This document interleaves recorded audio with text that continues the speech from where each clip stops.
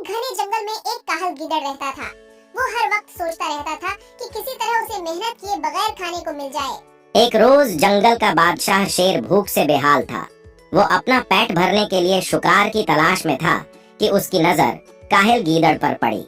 शेर उस पर झपटने ही वाला था कि गीदड़ ने उससे रहम की दरख्वास्त की। रहीम जहां पनाह, मुझे मारकर आपको कुछ नहीं मिलेगा। एक वक्त का पेट भरेगा ना, लेकिन अगर आप मुझे जिंदा छोड़ दें तो मैं आपके बहुत काम आऊंगा। सारी जिंदगी आपका वफादार गुलाम बनकर रहूंगा। वो कैसे? शेर हैरत से डराया। मैं जंगल में मोटे ताजे जानवर तलाश करके आपको उनके ठिकाने बताऊंगा, ताकि आप आसानी से उनका शिकार कर लें। गीदड़ ने कहा तो शेर सोच में पड़ गया। उसने गीदड़ को छोड़ दिया।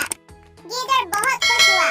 उसने शेर को मोटे ताजे और सेहतमंद जानवरों के ठिकानों के बारे में बताना शुरू कर दिया। चुनांचे शेर उन्हें शिकार करता, अपना पेट भरता और चल देता। गीदड़ शेर का छोड़ा हुआ बाकी शिकार खा लेता था। इस तरह दोनों का काम चलता रहा। कुछ ही उर्से में मुफ्त का माल खा खा के गीदड़ खूब मोटा हो गया। अब उसके शैतानी दिमाग में उल्टी सीधी बातें आने लगीं। एक रोज उसने सोचा कि मेरी वजह से शेर का पेट भरता है, अगर मैं उसे जानवरों के ठिकानों के बारे में न बताऊं तो ये भूखा मर जाए। ये सोचते ही वो अकड़ गया और शेर के पास जाकर कहा, जानवरों के बारे में मैं आपको बताता हूँ, मगर मुझे आपका बचाया हुआ खाना खाना पड़ता है। आइंदा से मैं शिकार करके पहले खुद खाऊंगा और मेरा बचाया हुआ आप खाएंगे। गीदड़ की बात सुनकर शेर ने उसे सबक सिखाने का फैसला कर लिया। उसने गीदड़ से कहा, ठीक है दोस्त, कल से मैं तुम्हें जानवरों के बारे में बताऊंगा। तुम उन्हें मार कर पहले खुद खाना और तुम्हारा बचा हुआ खाना मैं खाऊंगा। ये सुनकर गीदड़ बहुत खुश हुआ।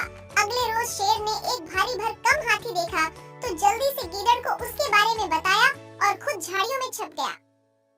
अहमक गीदड़ को हाथी की ताकत का अंदाजा नहीं था। वो अचानक हाथी के सामने पहुंचा और उसे मारने की धमकी दी। हाथी को ये सुनकर गुस्सा आ गया।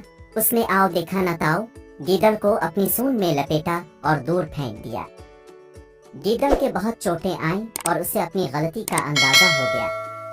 फिर इसने शेर से भी मुआफी मांगी और हाथी से भी।